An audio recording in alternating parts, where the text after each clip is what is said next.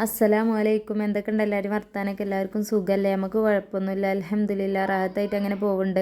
നിങ്ങളെല്ലാവരെയും കൂട്ടവും വർത്താനം വിശേഷമൊക്കെ കമൻറ്റ് കൂടെ പറയാൻ മറക്കല്ലേ. ആദ്യമായിട്ട് കാണുന്ന കൂട്ടുകാരോ ഇതുവരെയായിട്ടും സബ്സ്ക്രൈബ് ചെയ്യാൻ മറന്ന കൂട്ടുകാരൊക്കെ ആണെന്നുണ്ടെങ്കിൽ സബ്സ്ക്രൈബ് ചെയ്ത് അടുത്ത് തന്നെ ബെല്ലും അമർത്തിയിട്ട് ഓൾ ഓപ്ഷൻ നോക്കി കൊടുക്കാനും മടിച്ച് നിൽക്കരുത് കേട്ടോ. അപ്പോൾ ഇന്ന് നമ്മൾ വന്നിട്ടുള്ളത് നല്ലൊരു ബട്ടർ പനീർ മസാല ഉണ്ടാക്കണ റെസിപ്പിയും കൊണ്ട് തന്നെയാണ് കേട്ടോ. ഇതിന് വേണ്ടിയിട്ട് നമ്മൾ ഒരു 2 പീസ് ബട്ടർ നമ്മുടെ പാനിലേക്ക് ഇട്ട് കൊടുത്തിട്ടുണ്ട്. അത് നല്ലപോലെ ഒന്ന് മെൽട്ടായി വരട്ടെ. ഇപ്പോൾ ഇതാ നല്ലപോലെ മെൽട്ടായി വന്നിട്ടുണ്ട്. ഈ ഒരു ടൈമിൽ നമ്മൾ ഇതിലേക്ക് കറുവപ്പട്ട, ഗ്രാമ്പു, ഏലക്കായ ഇത് മൂന്നും കൂടെ കൂട്ടിയിട്ട് ജസ്റ്റ് ഒന്ന് പൊട്ടിച്ചെടുക്കാം. ഒരുപാടൊന്നും വേണ്ട. ഒരു 2-3 പീസ് കറുവപ്പട്ടയും 2-3 ഏലക്കായയും അതേപോലെ തന്നെ ഒരു 3-4 ഗ്രാമ്പൂവും അത്രയും മതിയാവും. ആ ഫ്ലേവർ ഒന്ന് കിട്ടാൻ വേണ്ടിയിട്ടാണ് കേട്ടോ. അതൊന്ന് പൊട്ടിക്കഴിഞ്ഞാൽ പിന്നെ ഇഞ്ചിയും വെളുത്തുള്ളിയും, ഒരു ചെറിയ പീസ് ഇഞ്ചിയും ഒരു 5-6 വെളുത്തുള്ളിൻ്റെ അല്ലിയും ചെറുതാക്കി ഇതേപോലെ ഒന്ന് പീസാക്കി എടുത്തതുമാണ് നമ്മൾ എടുക്കുന്നത് കേട്ടോ.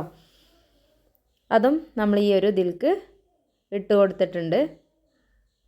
ഇനി അത് നല്ലപോലെ ഒന്ന് മൂത്ത് വരട്ടെ. പറ്റ മൂക്കണ്ട, എങ്കിലും ഒന്ന് വാടി വരുന്ന രീതിയിൽ ആവണം. ആ ഒരു ടൈമിൽ നമ്മൾ ഇതിലേക്ക് ഒരു 3 സവാള ചെറുതാക്കി ഇങ്ങനെ അരിഞ്ഞെടുത്തത് കേട്ടോ. കൊത്തി അരിഞ്ഞത് പറയില്ലേ, ആ ഒരു പരുവത്തിൽ നമ്മളൊന്ന് അരിഞ്ഞെടുത്തിട്ടുണ്ട്. വളരെ പെട്ടെന്ന് വാടി കിട്ടാൻ വേണ്ടിയിട്ടാണ് ഈ ഒരു പരുവത്തിൽ നമ്മളിത് അരിഞ്ഞെടുത്തിട്ടുള്ളത് കേട്ടോ. അപ്പോൾ അതാ ഇതും നമ്മൾ ഈ ഒരു എണ്ണയിലേക്ക് ചേർത്ത് കൊടുത്തിട്ടുണ്ട്. നമ്മുടെ ബട്ടറിലേക്കാണ് കേട്ടോ ചേർത്ത് കൊടുക്കുന്നത്. ഈ ഒരു ഐറ്റം ഉണ്ടാക്കാൻ വേണ്ടിയിട്ട് നമ്മൾ വേറെ ഒരു ഓയിലും യൂസ് ചെയ്യാതെ തന്നെയാണ് ഉണ്ടാക്കിയെടുക്കുന്നത്. അപ്പോൾ ഇതാ ഇനി ഇത് നല്ലപോലെ ഇളക്കി യോജിപ്പിച്ച് നല്ലപോലെ ഒന്ന് വാടി വരണം. പിന്നെ നമ്മുടെ ചാനലിൽ ഒരുപാട് റെസിപ്പികളൊക്കെ അപ്ലോഡ് ആക്കിയതുണ്ട്. കാണാത്ത കൂട്ടുകാർ കാണാൻ മറക്കരുത് കേട്ടോ. പല റെസിപ്പികളും ഉണ്ട്. എല്ലാവരും കണ്ടിട്ട് നിങ്ങൾ ഉണ്ടാക്കി നോക്കിയിട്ട് അഭിപ്രായങ്ങൾ അറിയിക്കാനും മടിച്ച് നിൽക്കരുത്. അപ്പോൾ ഇതാ ഈ ഒരു അളവിൽ നമുക്കിത് വാടി കിട്ടിയിട്ടുണ്ട്. കണ്ടില്ലേ, ഇത് വാടി വരുമ്പോൾ നമുക്ക് കളറൊക്കെ നല്ലപോലെ ഈ ഒരു പരുവത്തിലാവും. ഈ ഒരു ടൈമിൽ ഒരു 2 തക്കാളി നമ്മളിതാ ചെറുതാക്കി അരിഞ്ഞെടുത്തിട്ടുണ്ട്. അതും ഇതിലേക്ക് ചേർത്തിട്ട് നല്ലപോലെ ഒന്ന് വാട്ടിയെടുക്കണം.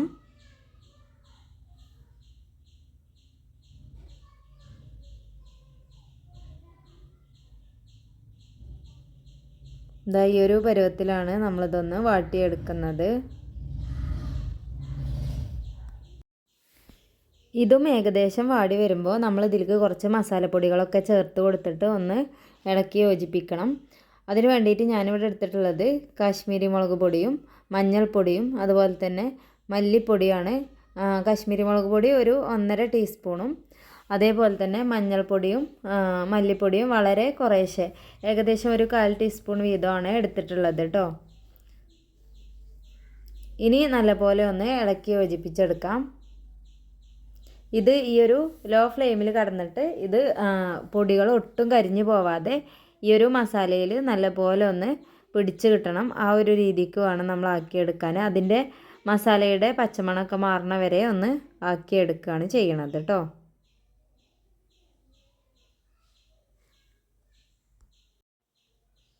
ഇതാ ഇത്രയും ആയിക്കഴിഞ്ഞാൽ ഇതിലേക്ക് ആവശ്യത്തിനുള്ള ഉപ്പ് കൂടി നമ്മൾ ചേർത്ത് കൊടുക്കണം.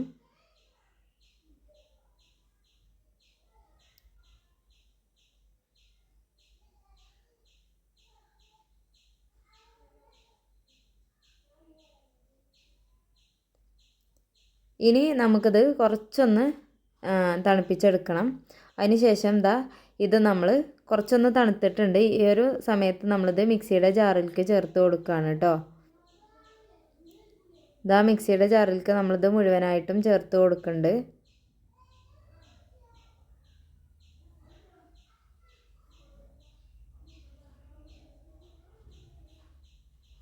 ഇനി നമ്മളിതിലേക്ക് അല്പം വെള്ളം ഒഴിച്ചിട്ട് നല്ലപോലെ ഒന്ന് അടിച്ചെടുക്കണം.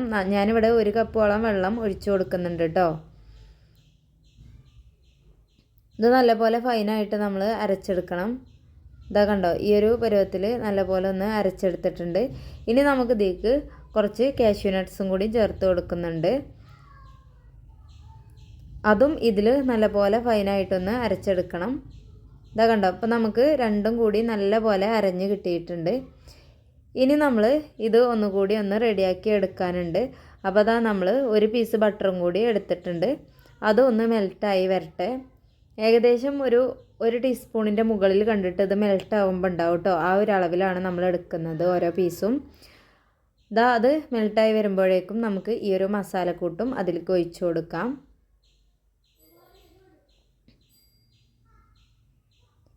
ഇനി നമ്മൾ ഇതിലേക്ക് ആവശ്യത്തിനുള്ള വെള്ളം കൂടിയും ഈ ഒരു മിക്സിയുടെ ജാറ് നല്ലപോലെ ഇതാക്കിയിട്ട് നമുക്ക് ഇതിലേക്ക് ഒഴിച്ചു കൊടുക്കാവുന്നതാണ്.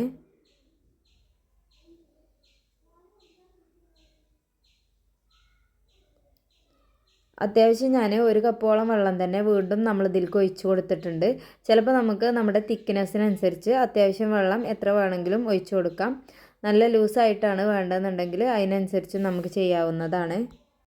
ഞാനിവിടെ അത്യാവശ്യം തിക്നെസ്സിലാണ് ഉണ്ടാക്കുന്നത്. അതുകൊണ്ട് തന്നെ ഞാൻ ഇത്രയും വെള്ളമേ ഒഴിച്ചിട്ടുള്ളൂ. അപ്പോൾ നമ്മൾ തിക്നെസ്സിൽ ഉണ്ടാക്കുമ്പോൾ നമുക്ക് ആവശ്യത്തിനുള്ള വെള്ളം ഒഴിച്ചു കൊടുക്കുക. നല്ല പോലെ ലൂസായിട്ടാണ് വേണ്ടതെന്നുണ്ടെങ്കിൽ അങ്ങനെ ചെയ്യാം കേട്ടോ. ഇതിപ്പോൾ അത്യാവശ്യം നല്ല തിക്നെസ്സിൽ തന്നെ ഞാൻ ഏകദേശം 1 കപ്പ് അരച്ചപ്പോഴും പിന്നെ 1 കപ്പും വീണ്ടും 1/2 കപ്പോളം ഞാൻ ഒഴിച്ചു കൊടുത്തിട്ടുണ്ട്. അങ്ങനെ മൊത്തം 2.5 കപ്പോളം വെള്ളം തന്നെ നമ്മൾ ഒഴിച്ചു കൊടുത്തിട്ടുണ്ട്. മസാല പാകമായതിന് ശേഷമാണ് നമ്മൾ ഇതിലേക്ക് പനീർ ഇട്ട് കൊടുക്കുള്ളൂ. ഞാനിവിടെ ഈ ഒരു പാക്കറ്റ് ആണ് എടുത്തിട്ടുള്ളത് കേട്ടോ പനീറിൻ്റെ. അപ്പോൾ മസാല റെഡി ആയതിന് ശേഷം മാത്രം നമ്മളത് ചേർത്ത് കൊടുക്കുള്ളൂ. അപ്പോൾ നമ്മൾ നമ്മുടെ മസാലയിലേക്ക് ആവശ്യമായിട്ടുള്ള ഉപ്പ് കുറച്ചുകൂടി ചേർത്ത് കൊടുത്തിട്ടുണ്ട്. നമ്മൾ മസാലയിലേക്കുള്ള മാത്രമേ ഇട്ടിട്ടുണ്ടായിരുന്നുള്ളൂ. വീണ്ടും നമ്മൾ വെള്ളം ഒഴിച്ച് കൊടുത്തുകൊണ്ട് തന്നെ അതിലേക്ക് ആവശ്യമായിട്ടുള്ള ഉപ്പ് കൂടി നമ്മൾ ചേർത്ത് കൊടുക്കണം. പിന്നെ നമ്മൾ ഇതിലേക്ക് ചേർത്ത് കൊടുക്കേണ്ടത് ടൊമാറ്റോ സോസാണ് കേട്ടോ. അത് നമുക്ക് ചേർത്ത് കൊടുക്കാം.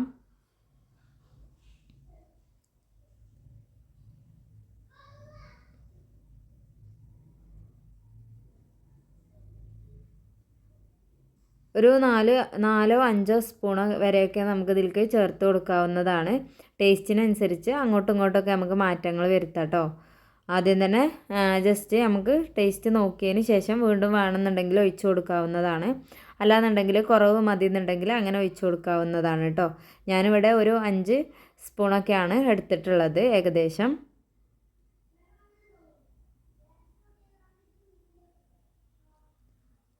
ഇനി നമുക്ക് ഇതാ കണ്ടോ നമ്മുടെ പനീർ ഇങ്ങനെ പീസ് പീസാക്കി വെച്ചാൽ ഈ ഒരു പനീർ നമുക്ക് ഇതിലേക്ക് ചേർത്ത് കൊടുക്കാം.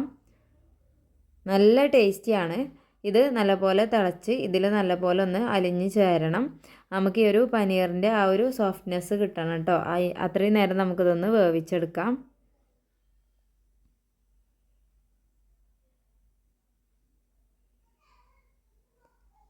ഇനി ഇത് തിളക്കുമ്പോൾ ഇങ്ങനെ പൊട്ടി പൊട്ടി പുറത്ത് വരും. കാരണം നമ്മളുടെ തിക്കായ ബാറ്റർ ആയതുകൊണ്ടാണ് അങ്ങനെ വരുന്നത്. കറി നല്ല തിക്കായതുകൊണ്ട് നമുക്കിങ്ങനെ പൊട്ടുമ്പോൾ ഇങ്ങനെ തെറിച്ച് പോകാതിരിക്കാൻ വേണ്ടിയിട്ട് കുറച്ച് സമയം അടച്ച് വെക്കാം കേട്ടോ. അടച്ച് വെച്ചിട്ട് വേണം വേവിച്ചെടുക്കാൻ വേണ്ടിയിട്ട്. അല്ലാന്നുണ്ടെങ്കിൽ ആകെ പൊട്ടി അകത്തൂടെയും നമ്മുടെ സ്റ്റൗമ്മ കൂടിയൊക്കെ ആകെ ആവും. ഈ ഒരു സമയത്ത് നമുക്ക് ഫ്രഷ് ക്രീം ഒഴിച്ചു കൊടുക്കാം. ഒരു 1/4 കപ്പോളം ഫ്രഷ് ക്രീമൊക്കെ നമുക്ക് ഒഴിച്ചു കൊടുക്കാവുന്നതാണ്. പക്ഷേ ഞാൻ ഫ്രഷ് ക്രീം ഇല്ലാത്തതുകൊണ്ട് തന്നെ നോർമൽ പാലാണ് യൂസ് ചെയ്തിട്ടുള്ളത്. ഒപ്പം തന്നെ ഒരു 2 കട്ട ബട്ടറും കൂടിയും ചേർത്ത് കൊടുക്കുന്നുണ്ട് കേട്ടോ. അതും കൂടിയും ചേർത്ത് ഒരു പിടി മല്ലിയില കൂടി തൂവി കൊടുത്താൽ നമ്മുടെ ഈ ഒരു പനീർ ബട്ടർ മസാല ഇവിടെ റെഡി ആയിട്ടുണ്ട്. അപ്പോൾ നമ്മുടെ ബട്ടർ അതിൽ അലിഞ്ഞ് ചേരും. അതേപോലെ തന്നെ പനീർ നല്ലപോലെ വെന്ത് സോഫ്റ്റായി കിട്ടും. ആ ഒരു ടൈമിലാണ് നമുക്കിത് ഫ്ലെയിമൊക്കെ ഓഫാക്കി വെക്കേണ്ടത് കേട്ടോ. അപ്പോൾ നല്ല ടേസ്റ്റി ആയിട്ടുള്ള ഒരു കറിയാണ്. ഏതൊരു ഡിഷിൻ്റെ കൂടെയും നമുക്ക് കൂട്ടാൻ പറ്റുന്ന നല്ലൊരു ഇതാണ്. ഫസ്റ്റ് ഒരു പ്രാവശ്യമെങ്കിലും ഒന്ന് ഉണ്ടാക്കി നോക്കിയിട്ട് നിങ്ങളുടെ അഭിപ്രായങ്ങൾ പറയണം. ഇതിപ്പോൾ നമുക്ക് സെർവ് ചെയ്യാൻ പാകമായിട്ടുണ്ട്. കണ്ടില്ലേ, നല്ല ടേസ്റ്റിയാണ്. എല്ലാവരും ട്രൈ ചെയ്തിട്ട് അഭിപ്രായം അറിയിക്കുക. ഇൻഷാ അല്ലാഹ് അടുത്ത നല്ലൊരു വീഡിയോ ആയിട്ട് വരുന്നവരെ എല്ലാ കൂട്ടുകാർക്കും അസ്സലാമു അലൈക്കും.